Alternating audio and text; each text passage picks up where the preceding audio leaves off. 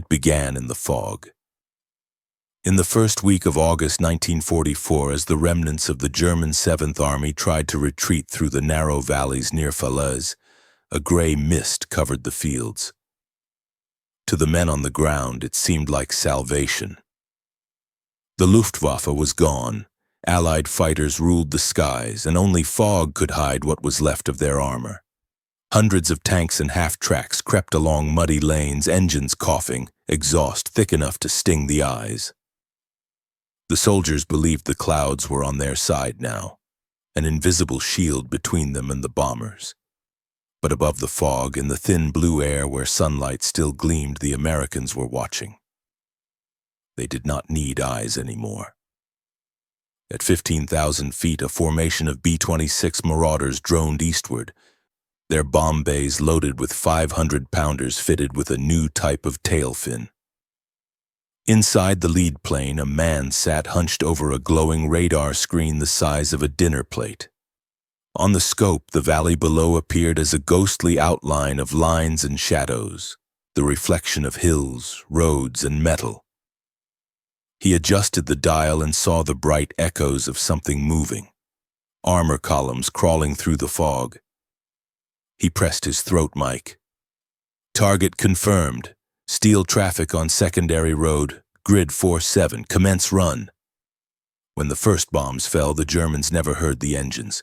The roar came only after the explosions had already begun. Tanks vanished into fountains of earth and flame. Columns that had been invisible a moment before were now burning lines twisting through the mist. The officers shouted that the Allies must have ground observers hidden among them. How else could the bombers see? But there were no spies, only radio waves. By nightfall, more than half the division had been annihilated. What the Germans called a curse of the fog was in fact the birth of something new: radar-guided bombing. Word of the attack reached Berlin 2 days later. At the Luftwaffe's Technical Command Office, an exhausted colonel dropped the report onto a pile already thick with bad news. New Allied weapons, new losses, new impossibilities. Another miracle of Anglo-Saxon trickery, he muttered.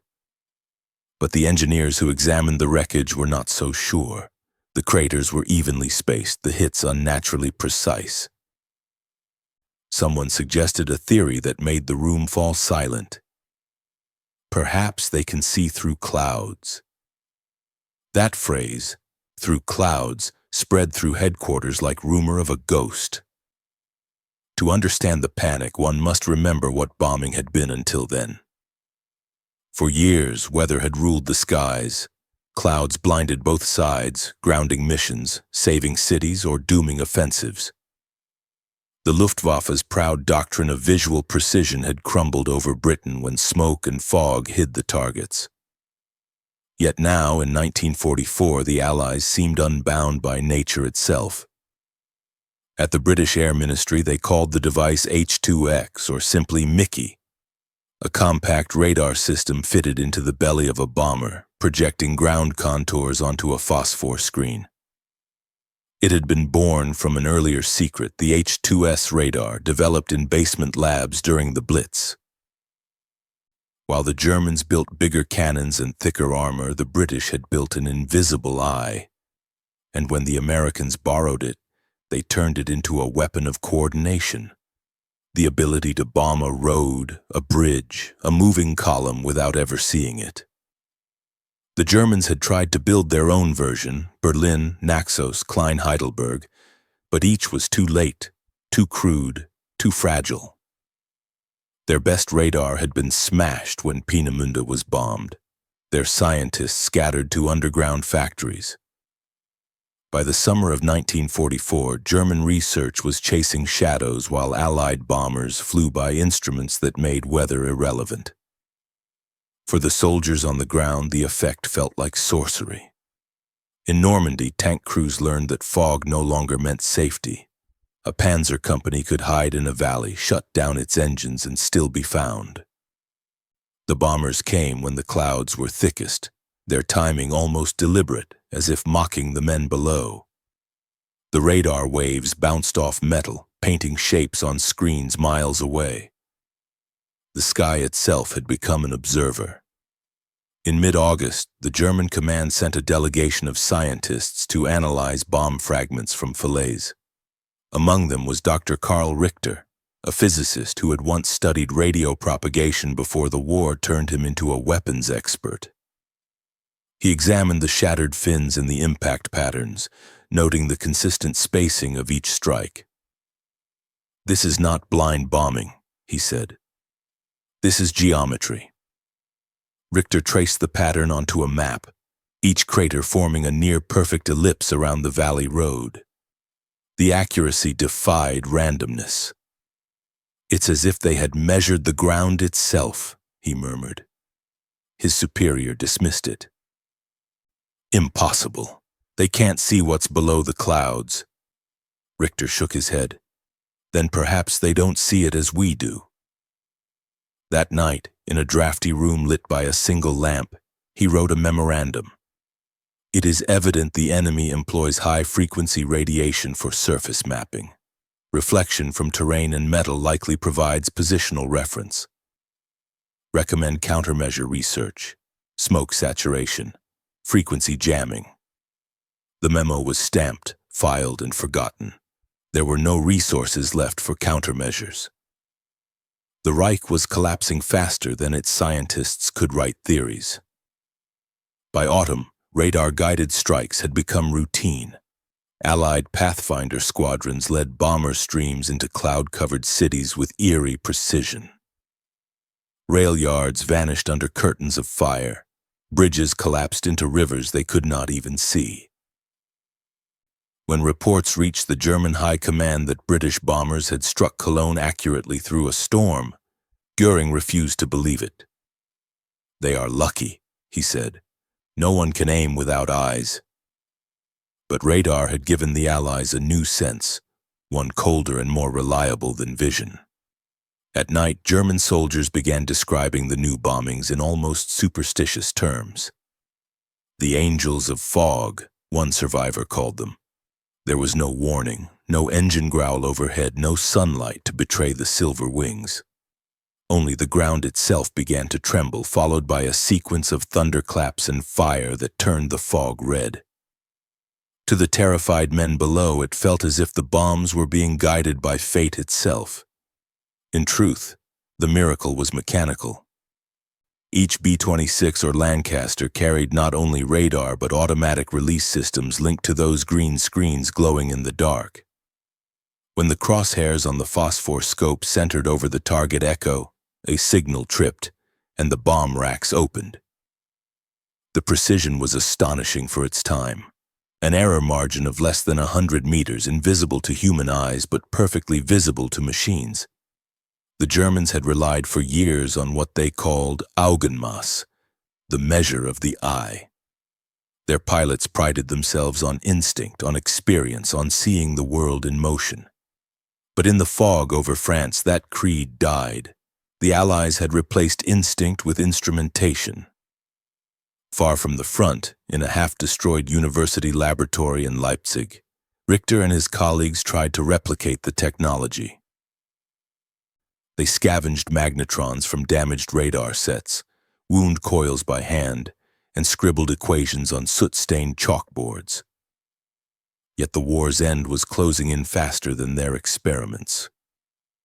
Every night, air raid sirens wailed. Every morning, another city block was gone. One evening, when the lights flickered out for the last time, Richter looked at his unfinished prototype and whispered, "Too late." The irony was that he was right only by months. When the Allies entered Germany in 1945, they found warehouses of unused components, copper wire, oscillators, cathode tubes, that could have made their own radar systems work. But the network that connected idea to production had long since collapsed. Innovation without infrastructure was just curiosity, and so the Reich fell not to superior numbers alone, but to superior coordination, to a science that could aim through clouds and strike with impersonal precision. When the war finally ended, the truth of what had destroyed those German columns began to emerge. Not through propaganda or captured reports, but through fragments of conversation, confiscated equipment, and the quiet astonishment of engineers seeing the enemy's machinery up close. In a warehouse outside Kassel, Allied technical units unpacked radar sets, guidance computers, and bomb-aiming devices, each one labeled in careful English stencils. The Germans had seen the results of these instruments in the field, but now they saw the mechanisms themselves. The glowing cathode screens, the rotating antennas, the compact magnetrons that emitted the invisible pulses. It was as though they had stumbled upon the nervous system of a new species. Dr. Richter, the physicist who had written his memo about seeing through clouds, stood in front of one of the captured H2X units months later, now under Allied supervision. He had been conscripted into helping catalog German research material, but when the British officer in charge realized who he was, they handed him the blackened American device and asked almost teasingly, "Does it look familiar?" He studied the metal casing, the clusters of knobs and switches, the screen at its center. Even in its silence, he could sense the sophistication. "This," he said, "is how they made the sky obey." The officer smiled. "And now, Doctor, you'll help make sure it never does that again."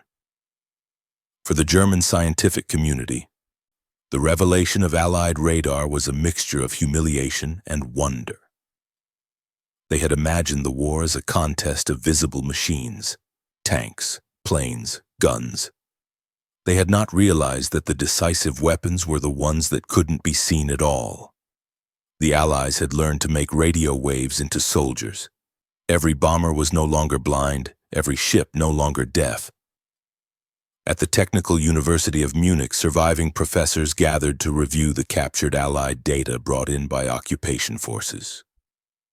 Among them were blueprints of radar sets, bomb release synchronizers, and the proximity fuse, the tiny, almost magical device that had detonated shells near their targets without impact. As they read through the documents, they realized that the Allied approach had not been one of genius invention, but of organized audacity. The radar-guided bombing campaign had been an orchestra of hundreds of laboratories working in harmony. Richter, now a civilian again, wrote in his personal notes, "We believed the fog would hide us. Instead, it hid them, until they no longer needed eyes."